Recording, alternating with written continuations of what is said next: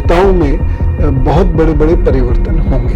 मोदी जी जैसा जो राष्ट्रीय स्तर का नेता होते हैं, हालांकि कम ही आते इस प्रकार के लोग, ये झोला उठा के कहीं चलने वाले में नहीं है। मोदी जी नवंबर के आसपास से लेकर और 1.5 वर्ष के भीतर अपना उत्तराधिकारी तय कर देंगे। और मैं ज्योतिष के विरोधी के रूप में अपने आप को देखता था, गृहस्थी बचाने की कोशिश करें, क्योंकि घर घर में डिस्प्यूट होंगे।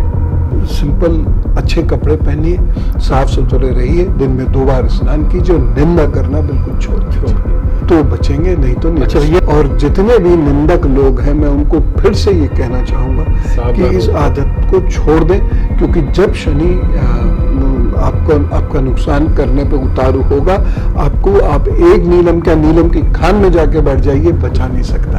11 मई के बाद से लगभग 2.5-3 साल जो है वो भारत को संभल के चलने के लिए।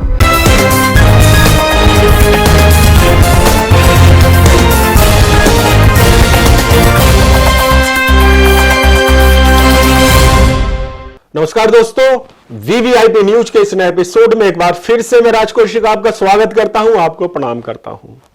दोस्तों, आज बातचीत के लिए एक ऐसी शख्सियत हमारे साथ है जिन्हें देखकर जहन में अपने आप 2 शेर गूंजने लगते हैं, आने लगते हैं, और वो है कि शाखों को तुम क्या छुआए, कांटों से भी खुशबू आए।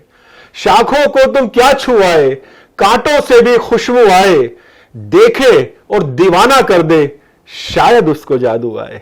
मित्रों, वो शख्सियत है प्रोफेसर पवन सिन्हा जी, जिनको परिचय की कोई बहुत ज्यादा आवश्यकता नहीं है। देश दुनिया में मशहूर है वो एक ज्योतिषी के रूप में, एक राष्ट्रवादी चिंतक के रूप में, और पावन चिंतन धारा आश्रम जो कि मुरादनगर के हिसाली गांव में है, उसके संस्थापक के रूप में।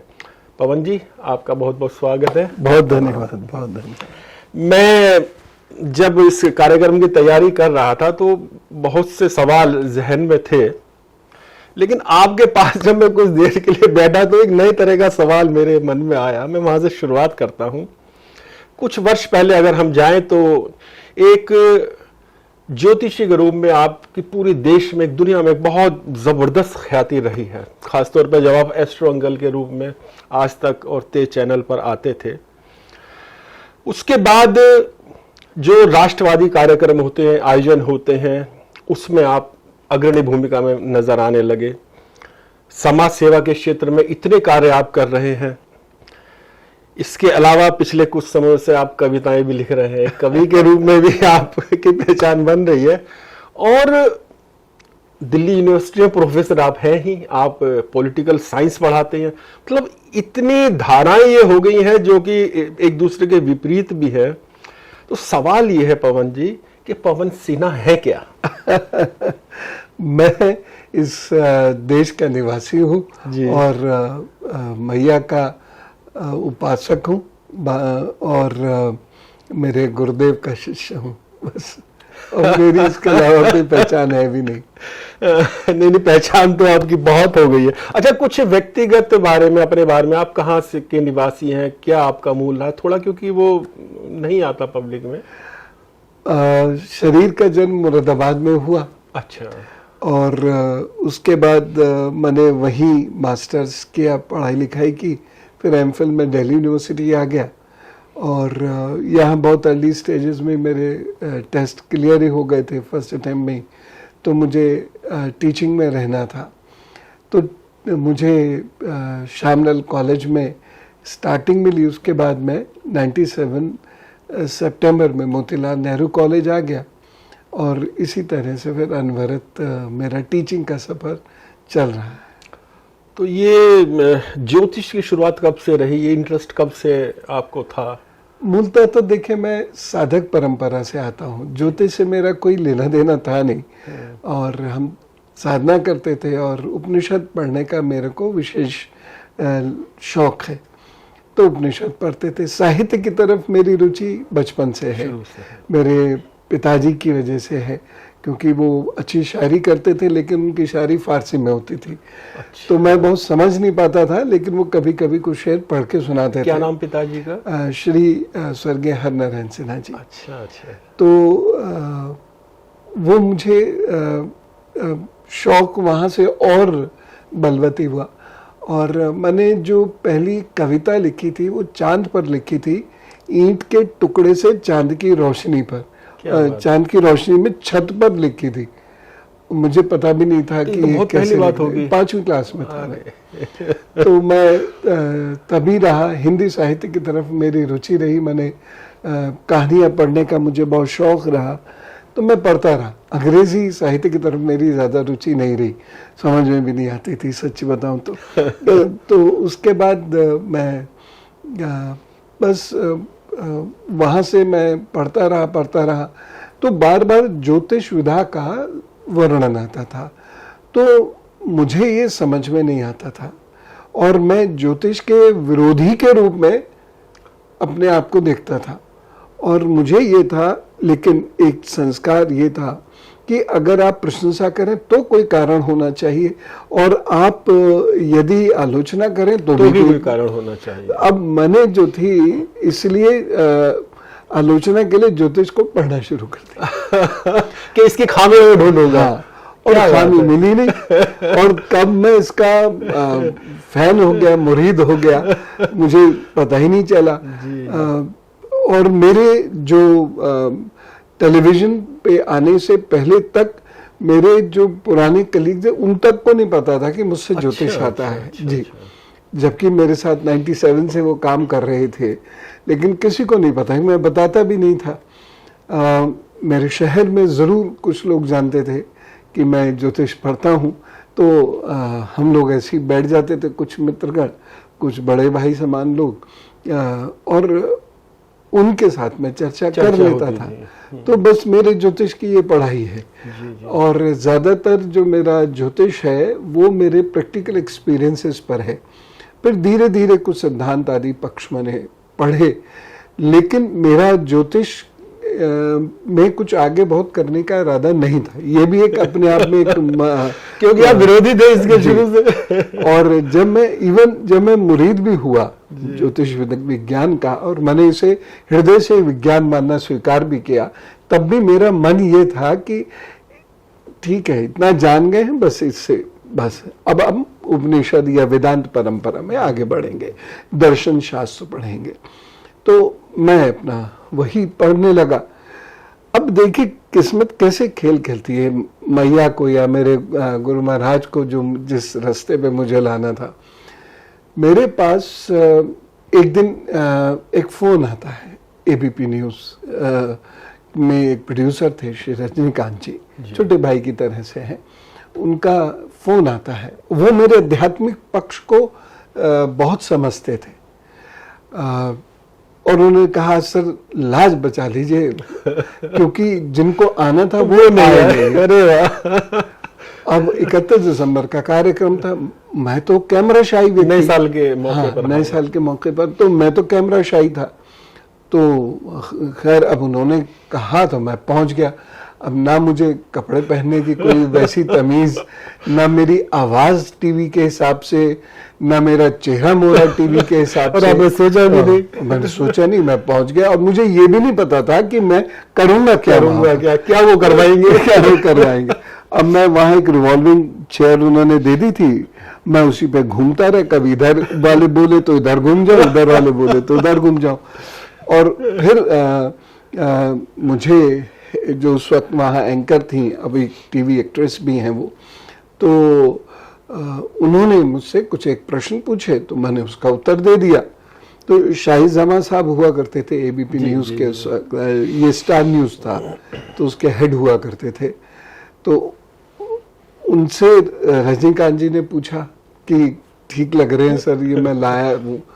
तो बोले वो एक चावल देख के पता चल जाता। वाह क्या बात। अच्छा, वो पहला आपका टीवी का कार्यक्रम पहला था? लगभग कितने साल हो गए? ये 2005-6 की बात है। 21 साल लगभग।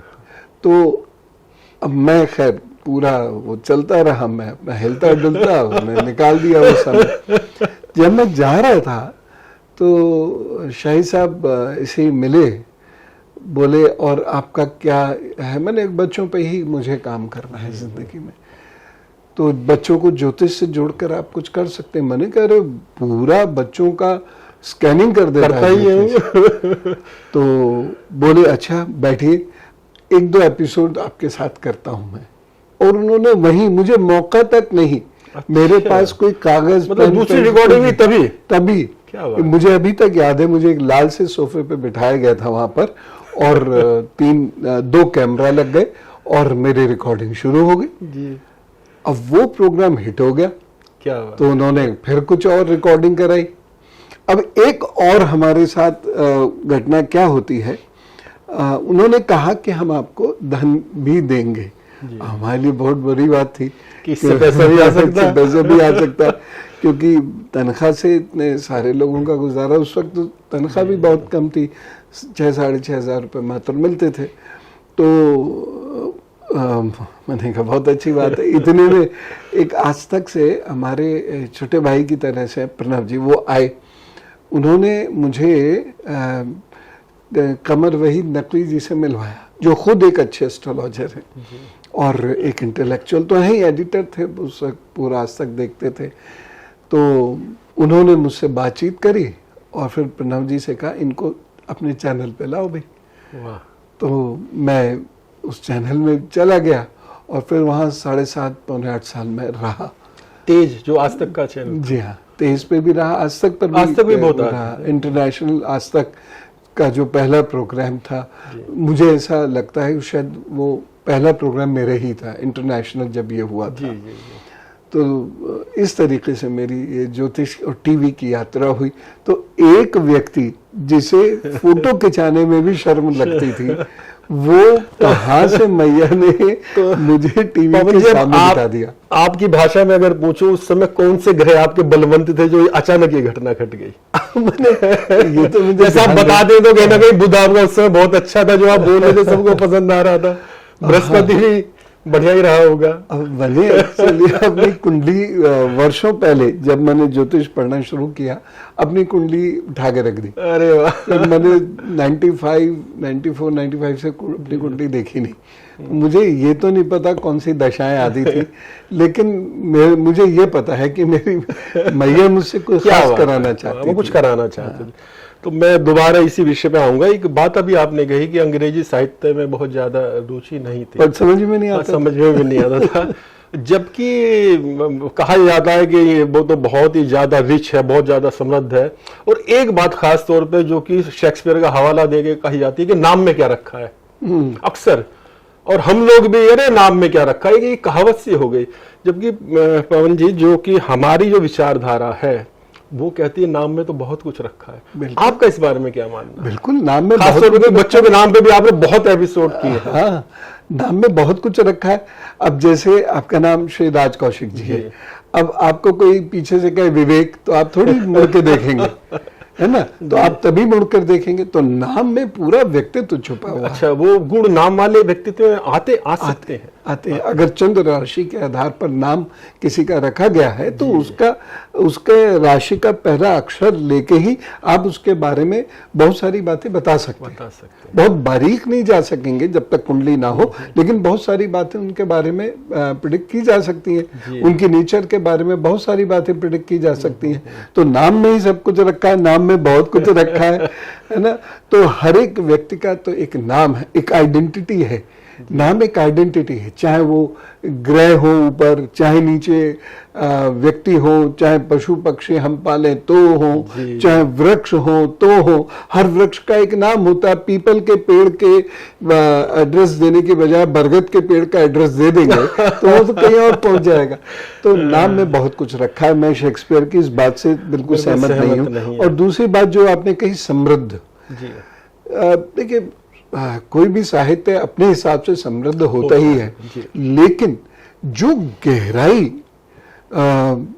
हिंदी में आई है और हिंदी उर्दू से मिलकर जो गहराई हमने क्रिएट की है ना, पिछले लगभग हम कहें तो 200 वर्षों में, तो वो अपने आप में अद्भुत है। और हर भावना के लिए जो हमारे पास शब्द है और शब्द को कहने का तरीका जो है, मैं भक्ति कर रहा था, झर झर झर झर आंसू बह गए। मैं तुझे याद कर रहा था और मेरे आंसू बहते जा रहे थे। पता चला कि मुझे तुझसे कितना प्यार है। और एक है, हंसते हंसते मेरी आंख से आंसू निकल गए। तो ये जो गहराई है, और इस गहराई को जो भाव के साथ साहित्य लेता है, भारत का साहित्य लेता है, हिंदी साहित्य, वो महसूस भी कराता है, फील कराता है। ऐसा लगता है कि हम उस जगह खड़े। तो ये चीज मुझे और कहीं नहीं दिखी। हालांकि ट्रांसलेटेड वर्जन मैंने रशियन साहित्य का भी पढ़ा, वो चीज मुझे नहीं दिखी। तो पवन जी, जैसा कि आजकल हम आपको एक नए रूप में भी देख रहे हैं, इतने रूप में तो हम देख ही रहे हैं, और वो है एक कवि के रूप में। और आपने बताया कि आप बहुत छोटे थे तब लिखते थे, चांद की रोशनी में, और क्या बात है, 5वीं क्लास में ईंट के टुकड़े से आपने छत पे कुछ लिखा था, चांद की रोशनी, चांद की रोशनी। यही अपने आप में कविता हो गई। मैं इस पे कभी लिखूंगा कुछ, तो मैं बस ये निवेदन और करूंगा मैं। हालांकि हमने अभी पिछले दिन आपको कवि सम्मेलन में, कवि नगर में सुना, बहुत नयापन तो है ही, और एक कहीं ना कहीं एक दार्शनिक फिलॉसफी भी है। तो भैया हम अपने दर्शकों के लिए जो भी आप सुनाना चाहें, कुछ पंक्तियां कवि रूप में। मित्रों, कवि रूप में प्रोफेसर पवन सिन्हा जी को सुनिएगा, देखिएगा। इंटरव्यू के तौर पे ये पहली बात है। जी जी जी। और इसमें मैं उतना ही नर्वस हूँ जैसे पहले इंटरव्यू देने में। लेकिन आप उसमें बहुत सफल रहे थे। अब हमें तुम्हें फुर्सत कहाँ कि रूबरू मिला करें। बहुत सुंदर। अब हमें तुम्हें फुर्सत कहाँ कि रूबरू मिला करें, आइए एक दूसरे को अब हम फेसबुक पर देखें। ये तो आपने आज की युवा पीढ़ी को जो पसंद आए वो सुना दिया। कभी कभी मैं सोचता हूं कि दिल पे जो चोट लगती है, आंसू बहाने से कुछ होता नहीं, उस गुबार को निकालना चाहिए जी। अगर वो दबा रह गया तो वो अवसाद की तरफ ले जाएगा। और उसको पॉजिटिवली निकालना चाहिए, क्योंकि नेगेटिवली, जैसे लोग फेसबुक पे ना नाम लिखे ना कुछ, 2 लाइन लिख के डाल देंगे, आप किसी को पीड़ा दे रहे हैं खामखा। तो उस पर मैंने कहा था, आज फिर गुनगुनाऊंगा, आज फिर गुनगुनाऊंगा, फिर एक महफिल सजाऊंगा। क्या बात, बहुत अच्छा। आज फिर गुनगुनाऊंगा, फिर एक महफिल सजाऊंगा, आज फिर दिल पे चोट लगी है, आज फिर मुस्कुराऊंगा। बहुत अच्छा है, बहुत अच्छा। बहुत ही पॉजिटिव रूप में आपने लिखा, बहुत ही अच्छा। चलिए अब उसी विषय पे लौटते हैं पवन जी। एक बहुत बड़ी ख्याति एस्ट्रोलॉजर के रूप में, एस्ट्रो अंकल के रूप में आपको मिली, लोगों का आकर्षण, दीवानगी आपकी तरफ बढ़ी, सब लोग आपसे मिलना चाहते थे। और आज के समय हम देख रहे हैं ये विधा कुछ ऐसी है कि सबका रुझान होता भी है, छोटे से छोटा क्या बड़े से बड़ा। हालांकि उसमें कुछ साइड इफेक्ट भी देखने को आते हैं, उन्हें दरकिनार कर, लेकिन सबका रुझान होता है। फिर भी आप, मुझे लग रहा है उस तरफ आपने बढ़ने से अपने आप को कहीं ना कहीं रोका, और अचानक इस समाज सेवा और बच्चों को संस्कारित करना, जैसा आपने कहा पहले से भाव थे, राष्ट्रवाद, तो इसका कोई खास कारण है? जबकि मैं बताऊं वहां ग्लैमर भी है और उसमें तो पैसा भी बहुत है। मैंने ज्योतिष की कभी प्रैक्टिस ही नहीं करी, पैसा भी नहीं कमा पाया मैं। और जहां तक मुझसे अगर कोई पूछता है कि आपने बहुत सारे विषय पढ़े हैं, तो मैं उनसे कहता हूं नहीं, मैंने सिर्फ भारत को पढ़ा है और थोड़ा बहुत अपने सनातन धर्म को पढ़ा है, थोड़ा बहुत। इसके अलावा मैं कुछ नहीं जानता, मुझसे कुछ नहीं आता। क्योंकि मेरे बचपन से, जब मैं 3 वर्ष का था, मेरी माँ मुझे बताती थी कि तुम झंडा लेके भारत का और रैलियों में निकल जाते थे। क्या बात है। तो मेरे मोहल्ले के लोग, मोहल्ला कल्चर तो बड़ा रिच होता है, प्यार होता है। तो मेरे जब मैं 5-6 साल का हुआ तो मैं ऐसे ही झंडे लेके निकल जाता था। तो मेरे मोहल्ले के बड़े भाई लोगों का यही काम था कि मैं गायब हो गया हूँ कहीं, अब वो मुझे ढूंढ कर आएंगे। तो उनमें से 3-4 लोगों ने, एक पिल्लू भैया थे, एक विनीत भैया थे, ऐसे उनका काम यही था कि रैली कहाँ से गई है और रैली में झंडे तो मुझे पार्टी पॉलिटिक्स का कोई अंदाजा नहीं था, लेकिन भारत की जय बोलता हो जाता था। तो भारत से मुझे बचपन से ही प्यार जैसे बचपन से है, तो क्या हमारे ऐसे पूर्व जन्म की मान्यता, कुछ पिछले जन्म की यात्रा ये अब आगे बढ़ी है जी इस रूप में? जी अच्छा, बिल्कुल। पूर्व जन्म की ही बहुत सारी चीजें हम इस जन्म में कैरी करते हैं, और इसलिए उन चीजों को हम बहुत जल्दी सीख जाते हैं जो कहीं पूर्व जन्म से जुड़ी हुई होती हैं। तो कोई संस्कार रहा होगा, कोई ऐसी गुरु आदेश रहा होगा, या कुछ अंदर की भावना रही होगी। तो मैं मेरे देश से बहुत प्यार करता हूँ, बहुत ज़्यादा प्यार करता हूँ। और मुझे ये लगता है कि राष्ट्र है तो धर्म है, और धर्म राष्ट्र को बेहतर कर सकता है, इसलिए मैंने धर्म को पढ़ा। तो मूलतः मेरा स्वभाव वही है जो अब रिफ्लेक्ट हो रहा है। अब सामने एक ज्योतिषी का मेरा स्वभाव भी नहीं है, और मुझसे मैं एक वाचाल ज्योतिषी कभी बन ही नहीं पाया, कभी भी नहीं बन पाया। लेकिन पवन जी, आपकी गणना तो बहुत सटीक होती है, और जो आप बताते हैं, जो मेरे पास इतना जो आप बोले हैं, मैंने इतना संकलित कर रखा है कि अगर मैं लोगों को बताने लगूं तो मैं बहुत मशहूर हो सकता हूं इस फील्ड में। केवल आपको सुन के इतना मैं कंप्यूटर बैठा हुआ लिखता रहता था, तो बहुत अब बड़ा व्यवहारिक होता था, बहुत साइंटिफिक भी वो लगता था। तो फिर भी आप बार बार इस बात को कहते हैं आप उसमें फिट नहीं है, तो अब हो सकता है ईश्वर आपसे कुछ और कराना चाहता है, बड़ा कार्य कराना चाहता है। मुझे यही लगता है, देश दर और सेवा का कार्य मैं जब 8वीं क्लास में था, मैंने तभी से शुरू कर दिया था। और मुझे ये लगता था, तब भी ये लगता था कि बच्चों को पढ़ाए बिना भारत को हम इंटरनेशनल पावर नहीं बना सकते। अब जो उस वक्त की बुद्धि चलती थी, उतना तो पढ़ा समझा नहीं था, तो मैं बच्चों को लेके तब भी बैठ जाता था, 2-4 बच्चे मैं तब भी पढ़ाता था। अच्छा, जैसे बच्चों की पढ़ाई लिखाई की बात आपने की, शिक्षा के बिना निश्चित रूप से देश आगे नहीं जा सकता, लेकिन जो हमारी आजकल शिक्षा पद्धति है, जिस तरह का स्कूलों में वातावरण है, आप उससे संतुष्ट हैं? बहुत अच्छा प्रश्न आपने किया। देखिए, शिक्षा नीति एक हो गई, और आपने, चूंकि आप बड़े साहित्यकार हैं, इसलिए आपने एग्जैक्ट वर्ड का इस्तेमाल किया, शिक्षा पद्धति जी। तो नीति तो बहुत अच्छी बन गई जुलाई 2020 में, लेकिन उस नीति के आधार पर पढ़ाने वाले लोग तीनों लेयर्स में, चाहे वो बच्चों की हो, प्राइमरी एजुकेशन, सेकेंडरी हो या हायर एजुकेशन हो, उस नीति के अनुसार अभी तक टीचर्स तैयार नहीं हुए हैं। और टीचर्स तैयार हो भी जाए, मैनेजमेंट तैयार नहीं होने देता उनको।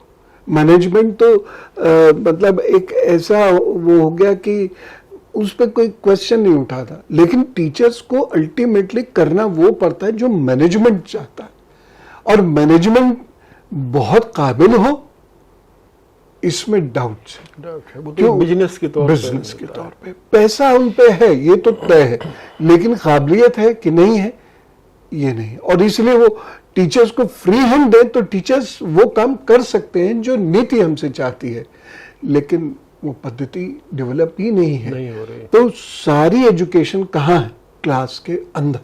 और हम कहते हैं कि हमें इंटरनेशनलाइज होना है, तो अंतरराष्ट्रीयकरण होगा कब? और दूसरी, गवर्नमेंट स्कूल्स की हालत कमजोर हो रही है। भारत जो बना है, चाहे आप हूं, मैं हूं या और भी लोग हैं, भारत को बनाने वाले लोग गवर्नमेंट स्कूल से आए हैं। बिल्कुल। तो गवर्नमेंट स्कूल के शिक्षकों में वो भेद फेरते थे, नो डाउट, लेकिन प्यार करते थे।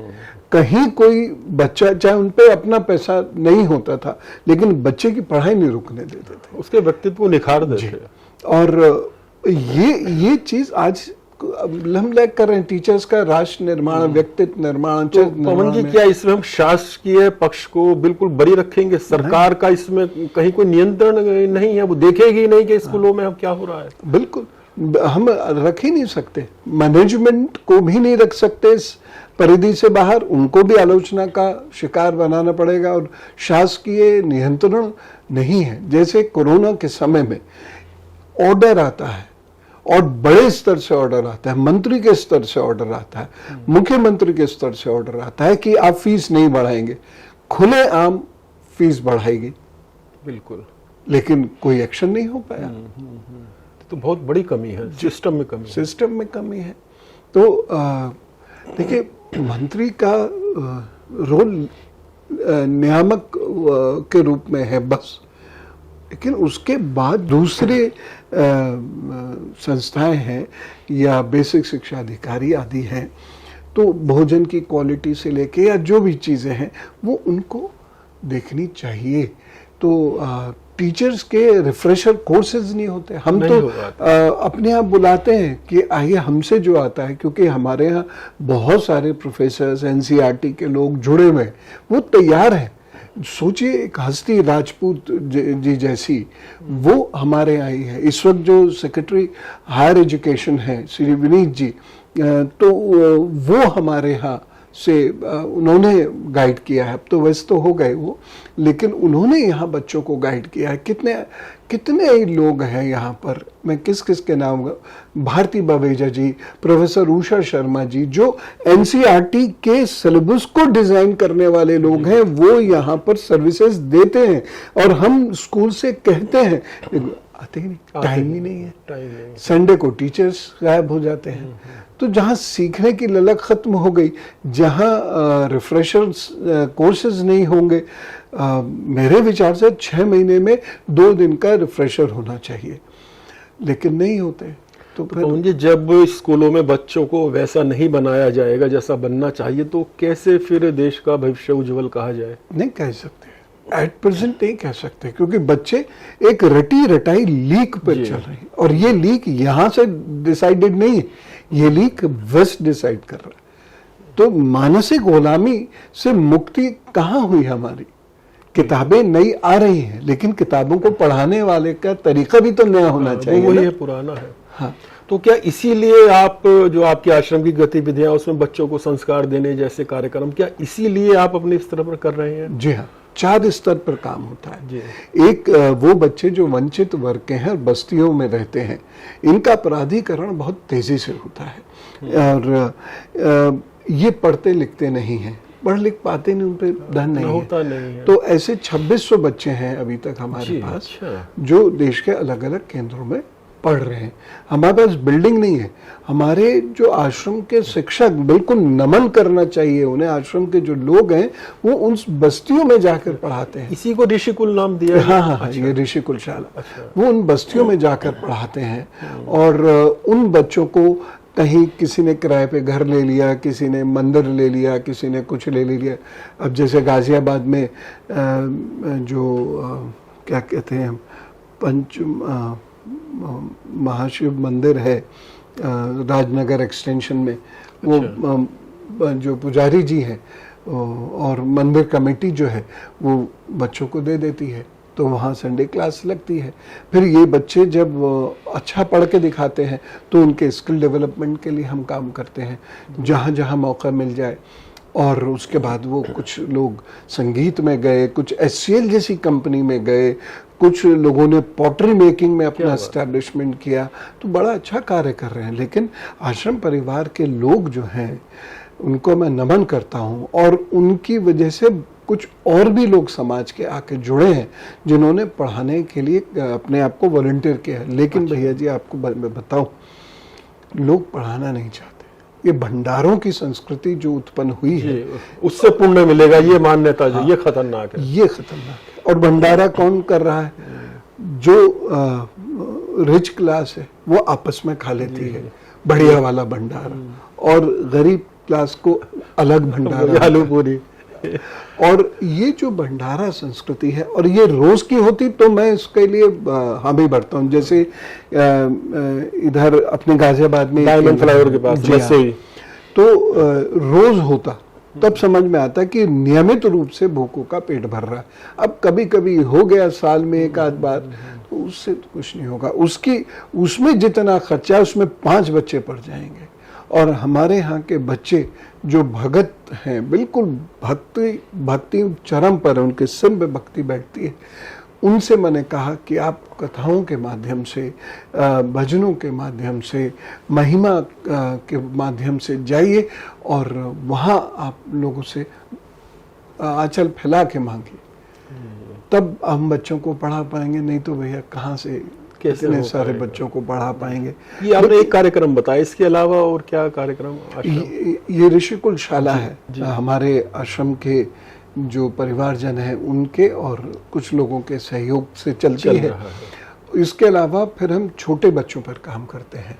अच्छा। हाँ, और उन बच्चों की ऑनलाइन क्लासेस हैं। ये किस उम्र तक? ये 6 वर्ष से शुरू हो जाते हैं, 11 वर्ष तक चलती है।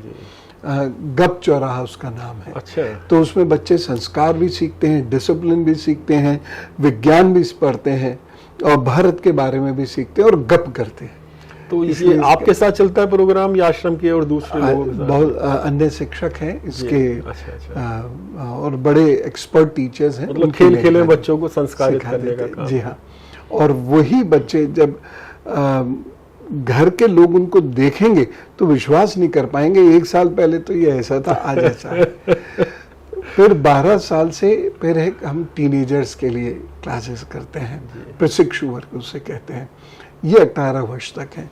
तो ये विज्ञान भी पढ़ते हैं, ये लॉ भी पढ़ते हैं, ये करंट अफेयर्स भी पढ़ते हैं, ये मंत्र भी। जो उनकी स्कूली पढ़ाई है उसके साथ साथ जी। तो पूरा ऑनलाइन है या वो? ये भी ऑनलाइन। तो ये अवेयर सिटीजन्स जब तक नहीं होंगे देश में, तब तक काम कैसे चलेगा? विदेशों में खूंटा गाड़ना है ना भारत को तो अब। हाँ, तो इसके लिए हमें इस स्तर के बच्चे चाहिए। और उसके बाद जब वो ग्रेजुएशन में आते हैं तो फिर हमारे युवा अभ्युदय मिशन में काम करते हैं, जिसमें वो समाज का कार्य करते हैं। यहाँ कभी कभी मेरे साथ क्लासेस उनकी होती हैं या कविता जी के साथ क्लासेस उनकी होती हैं। तो वो उसमें लगातार सीखते हैं। साल में 2 बार हम शिविर में जाते हैं, जहाँ वो लोग ट्रैकिंग भी करते हैं और लर्निंग भी करते हैं। अच्छा। तो इस प्रकार से हमारे ये 4 प्रकल्प चलते हैं और इसमें हम खूब काम करते हैं। तो भैया ये जो सब काम चल रहा है, आपको क्या लगता है, आप संतुष्ट हैं कि आप जो चाह रहे हैं वैसा कुछ हो रहा है? परिणाम थोड़ा बहुत सही लेकिन आ रहा है, बच्चों में सुधार हो रहा है, निखार हो रहा है? 5वां एक प्रकल्प और बताता हूँ जी। अभी आप जब बाहर देखेंगे तो एक बड़ी सी लाइब्रेरी है, उसमें करीबन 40 स्कॉलर्स रहते हैं, बच्चियां और बच्चे। तो वो यही रहते हैं, यह बहुत फ्रीक्वेंटली आते हैं और उनकी कुटिया अलग बनी हुई हैं। जमीन पर शयन उनका होता है, उनके पास कूलर है, बस कोई एसी वगैरह नहीं है। और बड़े नियमबद्ध अनुशासित तरीके से वो भारत के लिए काम करते हैं, भारत के लिए सोच उनकी है। बड़े बड़े प्रोग्राम करा देते हैं छोटे छोटे बच्चे, बड़े बड़े कार्यक्रम। तो ये जो प्रकल्प चल रहे हैं, देखिए संतुष्टि तो अभी नहीं है, बहुत काम करने की इच्छा है अभी। तो अब जो भी सांसें भगवती दे, लेकिन इतना है कि रिजल्ट्स आ रहे हैं, रिजल्ट परिणाम आ रहे हैं। एक बच्चा जो हमारा यूपीएससी का कार्यक्रम चलता था, उसमें उसने क्लियर किया। एक बच्ची आसाम में पीसीएस हो गई है। क्या बात है, बहुत अच्छा। ऐसे एक बच्ची मजिस्ट्रेट हुई है। तो ऐसे हमारे पास अचीवमेंट्स हैं, बहुत तो ये उन पदों पर पहुंचने के बाद भी आश्रम से जुड़े हैं और मुझे अपने पिता की जगह भी रखते हैं, गुरु की जगह भी रखते हैं। तो मुझे फोन जरूर करते हैं, कुछ लोग बाबा कहते हैं, कुछ बापू कहते हैं। गुजरात महाराष्ट्र से वो बापू बोलेंगे। तो वो जुड़े रहते हैं, चाहे आईपीएस हो गए हैं, अब एसपी है, कुछ भी तरीके से वो मुझसे जुड़े जरूर रहते हैं। कई आईएएस ऐसे हैं जो डीएम या लेवल तक पहुंच चुके हैं, लेकिन उनका भी वही है, भीड़ में भी खड़े होंगे और मैं वहां पहुंचूंगा तो ऐसे हालात से ही आएंगे जैसे अपने पिता के पास भाग के आए और वही चरण भी छुएंगे। तो ये है। और यहाँ जो बच्चे सबका नेट क्लियर है, they are doing their PhD, और ये सब लोग मुझे लगता है 2-3 साल के अंदर यूनिवर्सिटीज में चले जाएंगे। क्या बात है। तब आपकी विचारधारा को और आगे गति के साथ आगे बढ़ा पाएंगे। जी हाँ। तो मैं तो आह्वान आपके माध्यम से भी करता हूँ, ऐसे कोई बच्चे हैं जो देश के लिए काम करना चाह रहे हैं, धर्म के लिए कुछ करना चाह रहे हैं, समाज के लिए कुछ करना चाह रहे हैं और अपनी पढ़ाई भी कर रहे हैं और अनुशासित रह के कर सकते हैं, वो आ जाए यहाँ। जितने भी है, हम परीक्षा तो लेते हैं क्योंकि जगह बहुत सीमित है, भाई हम लोग उतने अमीर नहीं हैं, लेकिन जो भी है ऐसे बच्चे आए तो काम करें। जैसे बहुत सारे बच्चे हैं, एक यमुनानगर से बच्चा है तो उसने वर्क फ्रॉम होम ले लिया, अब यहीं बैठ के अपना ऑफिस का काम करके और फिर धर्म का काम करता है, ध्यान साधना करता है। भैया एक तरफ तो इस तरह के कार्यक्रम आप चला रहे हैं, बच्चों को संस्कारित किया जा रहा है, उनको जिम्मेदार नागरिक बनाया जा रहा है, दूसरी तरफ हम देख रहे हैं ऐसे अभिभावक की बड़ी संख्या में है, बच्चा जरा चलना ही सीखता है उसके हाथ में मोबाइल फोन पकड़ा देते हैं, जरा से कम उम्र के बच्चे सोशल मीडिया पर लगे हुए हैं, दुनिया भर की गंदगी छन छन कर उनके पास आ रही है। तो इसके बारे में क्या उन माँ बाप से आप कहना चाहेंगे? एक कार्यक्रम में मैं बहुत गुस्से में मेरे मुंह से निकल गया, मतलब जितना गुस्सा मुझे आता है उस हिसाब से, कि आप बच्चे को मोबाइल और बाहर का खाना जो खिला रहे हो उससे बहुत सस्ता एक उपाय है, एक चुटकी जहर वो पानी में मिला के दे दो, क्योंकि आप कर रहे हो वही, बच्चा कम से कम इमीडिएटली मुक्ति पा जाएगा। मतलब उसको धीमे धीमे आप जहर ही दे रहे हैं। जहर है ये इतने छोटे बच्चे के हाथ में जब जो विकिरण पहुंचेंगे उसके मस्तिष्क में, तो 20 मिनट से ज्यादा कभी भी दिन भर में कॉल नहीं लेनी चाहिए। अच्छा। और बड़े भी हैं, मजबूरियां हैं। देखिए अब कोई पत्रकार है या कोई व्यक्ति, चलिए वो तो एक जरूरत है, लेकिन बिना जरूरत के लोग लगे रहते हैं, नहीं देना चाहिए। धीमा जहर है, ये धीमा जहर है। बटन वाला मोबाइल दीजिए अगर स्कूल में उसको या कॉलेज में ले जाना है, कॉल ही तो करनी है भाई, कॉल करनी है, कॉल रिसीव करनी है। बटन वाला मोबाइल, स्मार्टफोन क्यों दे रहे हैं उसको? स्मार्टफोन में तो जहां उसकी उंगली घूमेगी तो पता नहीं 2 के बाद तीसरी कौन सी भौंडी तस्वीर वहां पर होगी, कौन सा भौंडा, और मनुष्य हमेशा अधोगति की तरफ पहले जाता, आसान है वो, तो उसका काम जगता है। जब काम उसके अंदर, वासना उसके अंदर जगने लगेगी तो सुनेगा आपकी, कभी भी नहीं सुनेगा, उसी के अधीन होकर चलेगा।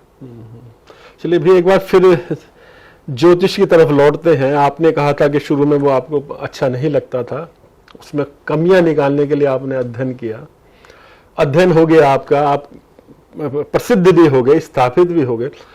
अब हम देख रहे हैं कि चारों तरफ एक बाढ़ सी आई हुई है, हर चैनल पर, हर घटना पर वो अपने अपने विचार व्यक्त करते हैं।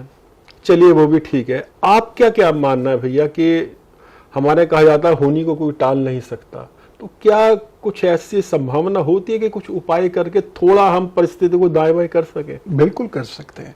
देखिए जिसने हमें बीमारी दी है उसी ने हमें दवा भी दी है, तो वैद्य तक पहुंच जाए, सही वैद्य तक पहुंच जाए, यही महत्वपूर्ण है। बस जो आपने बात कह दी, तो ये बहुत आवश्यक है कि हम भक्ति करें, हम कोई रत्न या जड़, या मैं तो खैर रत्न के फेवर में ज्यादा नहीं रहता क्योंकि गरीब परिवार का हूं, मैं तो रत्न कभी खरीद नहीं सकता था, तो मैंने ऑल्टरनेटिव ढूंढ लिए उसके। तो मुझे जो कम खर्चे, हाँ धातु, अब वो ज्यादा क्या होगा, 100-150 रुपए का होगा, लेकिन प्रभाव वही, जबरदस्त प्रभाव। और उस तीसरी चीज में बताता हूँ, व्यवहार में परिवर्तन करो। शनि तुमसे कह रहा है कि तुम्हें 10 बजे से पहले नहीं उठना है, तुम 5 बजे बिस्तर छोड़ो, शनि टिकोने लगेगा। और मंगल तुम्हारे दूसरे भाव में बैठ के कह रहा है कड़वा बोल, मार काट का बोल, भाषात्मक हिंसा कर, तुम्हें नहीं करनी है। शालीन हाँ, गुरु के चरण दबा लिए, शालीनता आ गई। अपने घर के बुजुर्गों ने चढ़े दबा लिए, शालीनता आ गई। बस मंगल देखे कुछ बुरा नहीं कर सकता। ठीक है, तो इसी प्रकार औरों के बारे में बताइए ना, ये शनि और मंगल तो हो गए जो आदमी सबसे ज्यादा डरता है, राहु केतु। हाँ, व्यवहार से उसको कैसे ठीक किया जा सकता है? बहुत सरल है। सेवा करनी शुरू कर दी है, राहु और केतु। सेवा जरूरतमंदों की, जरूरत तो दोनों इससे ठीक होने लगेंगे खुद जाके। ये नहीं कि मेरे पास बहुत पैसा है मैंने तुझे 10,000 रुपए दे दिए, पता नहीं क्या कर रहा है उसका, और बिगाड़ेगा ये आपका राहु केतु। तो वो करे और थोड़ा घर को ठीक ठाक रखें। अब जैसे लोगों के घर में क्या है, कबाड़ जमा करके रखते हैं। क्यों रखना, ना छत पे कबाड़ जमा करके रखना, और जिस बेड पे आप सोते हैं उसमें भी कबाड़ जमा करोगे, खास तौर से बिजली का कबाड़ नहीं होना, कभी नहीं होना चाहिए। लेकिन जरूरत का सामान थोड़ा बहुत, कपड़े वगैरह जो इस्तेमाल होने वाली चीज वो रख सकते हैं। कि गर्मी आ गई तो अब जाड़ों के उसमें रख दिए, जाड़े आ गए तो गर्मियों के उसमें रख दिए, वो क्योंकि यूज हो रहा है, वो रनिंग है। और रनिंग पे ध्यान आया कि कभी भी पानी का इस्तेमाल ऐसा करना चाहिए जो पानी वेस्ट ना हो। जिस घर में पानी वेस्ट होगा उस घर का चंद्रमा, राहु, केतु कभी अच्छे परिणाम नहीं दे। तो पानी वेस्ट नहीं, जितने में काम चल जाए उतने पानी का इस्तेमाल कीजिए। पानी भर के भी मत रखिए, बदलते रहिए उसको। अच्छा, इकट्ठा नहीं रहना, इकट्ठा नहीं, क्योंकि जड़ नहीं रखनी है कोई भी चीज। मनुष्य और ज्यादा एक दिन 24 घंटे, हाँ बस मनुष्य और जल चलते हुए जीवित हैं। और जिस दिन ये रुक गए, मर गए, राहु केतु दोनों उन पे बैठ जाएंगे आके। तो एक पैर पकड़ लेगा, एक सिर पे बैठ जाएगा। तो राहु केतु से कोई डर की जरूरत नहीं। अब वैसे मर्जी है, जो चाहे पूजा कर लें, जहां चाहे पूजा कर लें, लेकिन जब तक अपने व्यवहार से सुधारने तो अपने हाथ में हो गया ना। और बुध के लिए क्या किया जा सकता है? बुध के लिए बुआ। अच्छा। और दूसरी बात, हंसी मजाक करते रहो कि सबसे, हाँ, लेकिन किसी की आलोचना मत करो। बुध की आदत क्या है, वो मजाक उड़ाने लगता है। ये नहीं करना है, मजाक नहीं उड़ाओ किसी का भी। हाँ, हंसी मजाक करो, नानी से चुटकियां लो, हाँ, दादी से चुटकियां लो, पापा को छेड़ो, मम्मी को छेड़ो, लेकिन मजाक किसी की मत उड़ाओ। मजाक किसी के मन ना दुखे, इतना ध्यान रखना। और मैं कहता हूँ निंदा, लोगों में आज के समाज में निंदा करने की आदत है, और निंदा सुनने की भी है। उसने ये किया, अच्छा अब ये नहीं पूछेंगे कि तेरे पास क्या प्रमाण है, तो अच्छा हाँ, अरे मुझे तो लगता है वो करेगा। और निंदा रस आने लगा। वो पहुंचा सी पे, तुझे पता है उसने ये किया, 2 हो गए। सी पहुंचा डी पे, अरे ऐसा ऐसा ऐसा करता है वो। अब वो तमाम अपने पूरे जनपद में 101% ऐसे व्यक्ति का बुध, शनि और राहु उसको जीवन में एक दिन खत्म कर देगा। क्या बात है। पूरा जो स्ट्रक्चर है उसकी बिजनेस का, नौकरी का, सब में उसको 0 पे लाके ना खड़ा कर दे तो बात है। दावे से कहता हूं, लिख के दे सकता हूं स्टैंप पे। और अगर बृहस्पति की बात करें, बृहस्पति के लिए तो बहुत अच्छा है। घर के बुजुर्गों की खूब सेवा करिए, और वो भी सेवा कैसी, कोई लालच नहीं। और गुरु की सेवा कीजिए, कैसी सेवा, कोई लालच नहीं, निंदा बिल्कुल नहीं करनी है। बुजुर्गों की, गुरु की, इष्ट की, अपने धर्मशास्त्र, गुरु तुल्य। मुझे याद है आप कहते थे गुरु तुल्य, हाँ। तो और जो कोई भी धर्मशास्त्र है उसका 1 पन्ना 2 पन्ने उसका पाठ कर ले, कुछ भी पढ़ ले, जो मन है। हमारे यहाँ तो बहुत सागर है। तो जो अच्छा लगे वो पढ़ ले, और जो पढ़े उसे गुण भी ले, है ना। जैसे राम की बात अगर वो कर रहे हैं तो थोड़ा बहुत उनका आचरण जीवन में उतारें। और राम तो, कृष्ण तो, ये तो कभी किसी की निंदा नहीं करते थे। चाणक्य तो कभी किसी की निंदा नहीं करते थे। और विक्रमादित्य तो कभी, यार बड़े लोगों को कहाँ फुर्सत रखी है छोटे लोगों के ज्यादा दृष्टिपात करने की। वो छोटे हो जाएंगे, और लंबी रेस के घोड़े झाड़ियों में थोड़ी अटकते हैं।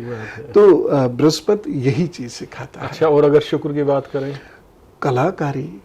अच्छा, आप लिखिए, आप बोलिए, अब अच्छे से बन ठन के रहिए, ठीक रहिए, और कोई भी कला का अभ्यास कीजिए।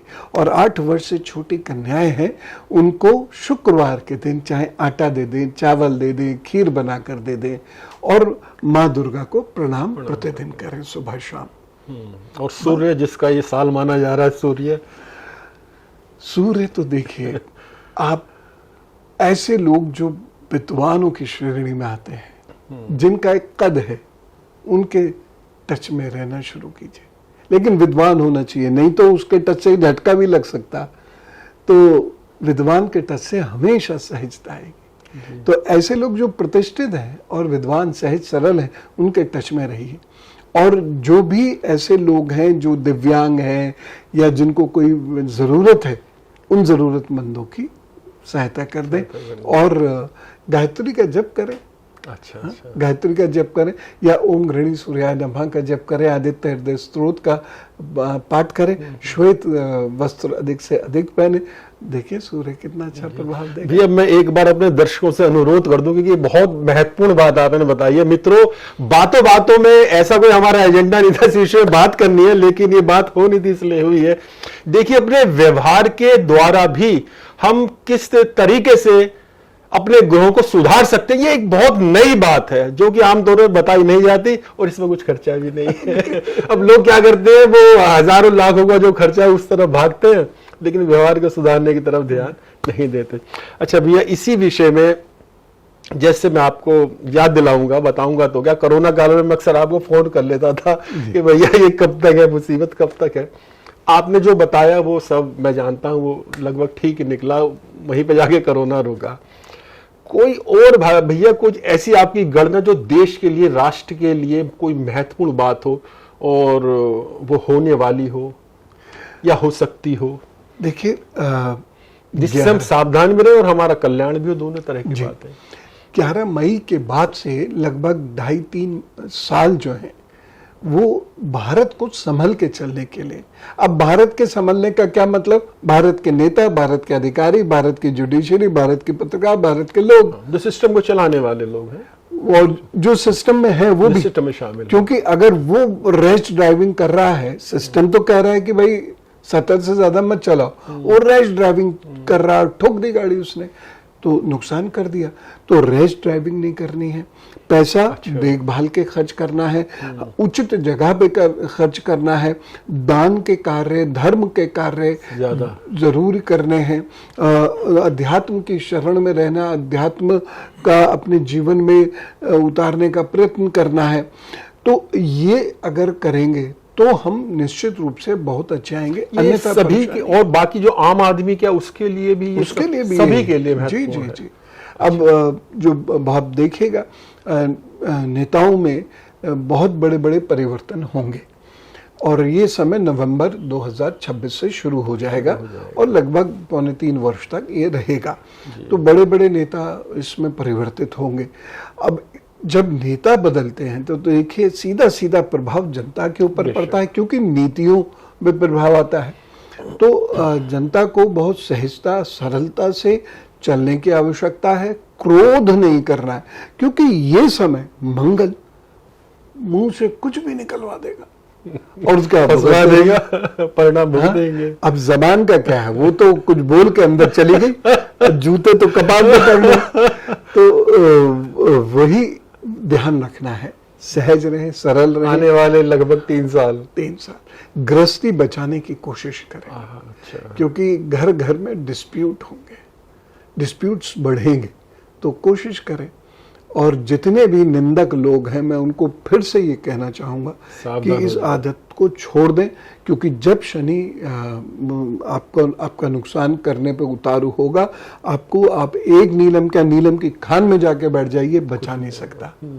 कितना तेल, मनो तेल आप डाल दीजिए शनि के पत्थर पर, कुछ नहीं होने वाला।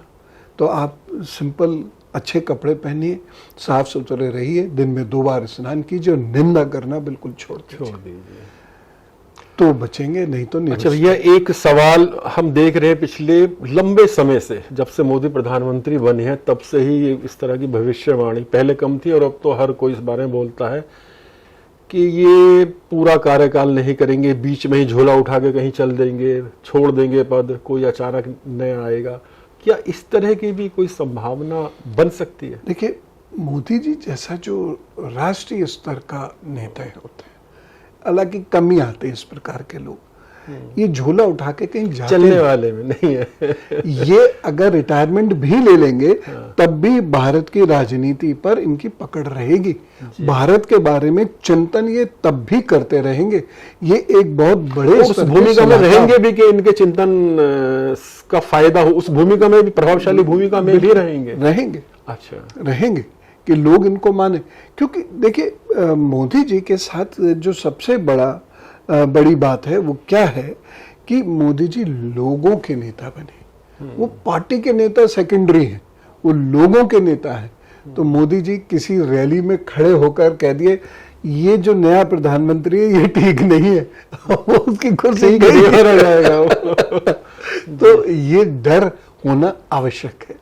तो मोदी जी का ये कद जो उनको मिल चुका है ऑलरेडी, अब इस कद को मुझे लगता है कि अब वो थोड़ा सा रेस्ट की तरफ बढ़ेंगे। जैसे कोई भी बुजुर्ग जाना चाहता है लेकिन परिस्थितियां ना करने दे तो एक अलग बात है। लेकिन मुझे लगता है कि मोदी जी नवंबर के आसपास से लेकर और 1.5 वर्ष के भीतर अपना उत्तराधिकारी तय कर देंगे। इनकी सहमति से ही जो होगा। अच्छा, कहीं ये भी कहा जाता है कि ये राष्ट्रपति बन सकते हैं, ऐसा भी कुछ संभावना? योग तो है, अखंड राजयोग है उनकी कुंडली में। अच्छा। अखंड राजयोग है, राष्ट्रपति बिल्कुल बन सकते हैं। जी। भैया आखिरी सवाल, आपने अपने आश्रम का नाम पावन चिंतन धारा ही क्यों रखा? पावन सोच होनी चाहिए। श्री कृष्ण जी चिंतन को योग मानते हैं। कैसा चिंतन? जो पवित्र हो, जो पावन हो। हालांकि मैं जब नाम लेके गया था तो पवित्र नाम लेके गया था। अच्छा। लेकिन वो किसी कारण से अप्रूव नहीं हुआ। पवित्र चिंतन। पवित्र। तो जो भैया जी थे उन्होंने पावन लिखा दिया। तो ये पवन नहीं है, लोग इसे स्पेलिंग तो लगभग एक सी हो जाती है। तो ये पावन है, उसमें डबल ए आता है। तो पावन चिंतन कैसा? जो श्री कृष्ण का योग है, चिंतन साफ लिखा हुआ है श्रीमद् भागवत गीता में। तो वो चिंतन, और ये धारा रुके ना, गतिमान रहे। और परिस्थितियों में परिवर्तन हो। धर्म भी परिवर्तन चाहता है, रूढ़ियों में परिवर्तन होते हैं, परंपराओं में परिवर्तन होते हैं, नई परंपराएं बनती हैं, पुरानी जाती हैं। तो एक धारा है, सतत धारा उस चिंतन की चलती रहे, हर बच्चे में, हर बुजुर्ग में, स्त्री में, पुरुष में, ये सतत चलती रहे। तो इससे कल्याण होगा, घर परिवार का भी, व्यक्तिगत भी, और घर परिवार और जब नागरिक मजबूत होंगे तो राष्ट्र का भी कल्याण होगा। क्या बात, बहुत अच्छा। भैया बहुत बहुत शुक्रिया, आपने विस्तार से बातचीत की, इतना समय हमें दिया। और बात करते करते मुझको मेरे 2 शेर याद आ रहे हैं जो कि मैं अपने दर्शकों के सामने रख रहा हूँ आप जैसी आध्यात्मिक विभूति के लिए। वो शेर है, न जाने कैसे किधर से किसे वो देखते हैं, न जाने कैसे किधर से किसे वो देखते हैं, ये सबको लगता है केवल मुझे वो देखते हैं। जैसे आपने बताया ऋषिकुल के माध्यम से ऐसे ऐसे बच्चों को संस्कारित भी किया जा रहा है, उनके सहयोग भी किया जा रहा है, और बच्चे आगे बढ़ रहे हैं, राष्ट्र निर्माण के कार्य में लग रहे हैं। ये बहुत बड़ी बात है। उम्मीद है बाकी के लोग भी इसी रास्ते को अपनाएंगे। बिल्कुल आशा कर सकते हैं। आप जैसा व्यक्तित्व तो यहाँ पधारा, आपका मैं सम्मान आज से नहीं, लगभग 2010 में से जब आपने एक दैनिक जागरण में, क्योंकि आप ब्यूरो चीफ होते थे, आपका इंटरव्यू मैंने किया था। तो वो वहां से लेकर आपके प्रति एक सम्मान, आपके लगभग सभी कार्यक्रमों में मैं रहता भी हूँ। तो आप एक बड़े मजे कवि और शायर हैं। और ये भी देखिए कि मैया को आपको किस तरीके से, या आपके गुरु को किस तरीके से आपको धर लाना था।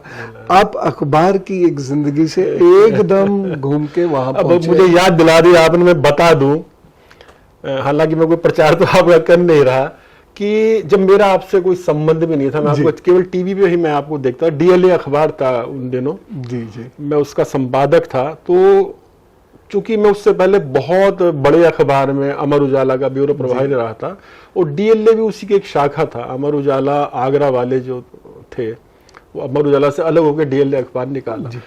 तो उस समय थोड़ा मुझको अपने भविष्य को लेके थोड़ा असुरक्षित महसूस होता था, क्योंकि बहुत बड़े समुद्र से निकलकर मैं आया था। तो मैंने आपका नंबर कहीं से, नंबर भी कहाँ से मिला, आप तो टीवी पे नजर आ रहे हैं, कहीं से मैंने नंबर अरेंज किया आज तक के ऑफिस से, और मैंने केवल आपको एक मैसेज भेजा था। व्हाट्सएप भी पता नहीं उस समय थे या नहीं, कि अपनी बात बताई थी और अपना डेट ऑफ बर्थ वगैरह, और ये सोच के कि भेज तो दे, क्या जवाब आएगा नहीं आएगा। लेकिन मित्रों मैं आपको बताऊं, पवन जी का जवाब आया, उसमें एक बात जो आपने लिखी कि बिल्कुल निराश ना हो, अभी आपको बहुत कुछ करना है, ये आपके शब्द थे। और देखिए उसके बाद बहुत कुछ हुआ। उसके बाद मैं शायरी करने लगा, जब उस समय तक मैं शायर नहीं था, मैंने सोचा भी नहीं था। उसके बाद मैं दैनिक जागरण का ब्यूरो चीफ रहा। तो ये आपके व्यक्तित्व की एक खूबी है कि एक अपरिचित व्यक्ति को, जिसको आप जानते भी नहीं है, आपने उसको आश्वस्त किया, पॉजिटिव बातें की। ये बहुत बड़ी बात है, भैया की कृपा है। ठीक है मोहन जी, बहुत बहुत शुक्रिया। बहुत बहुत बहुत धन्यवाद, बहुत धन्यवाद। तो मित्रों आज के एपिसोड में बस इतना ही। ये एपिसोड आपको कैसे लगा कमेंट्स बॉक्स में जरूर लिखिए और सब्सक्राइब करना बिल्कुल ना भूलिएगा। VVIP न्यूज, नमस्कार।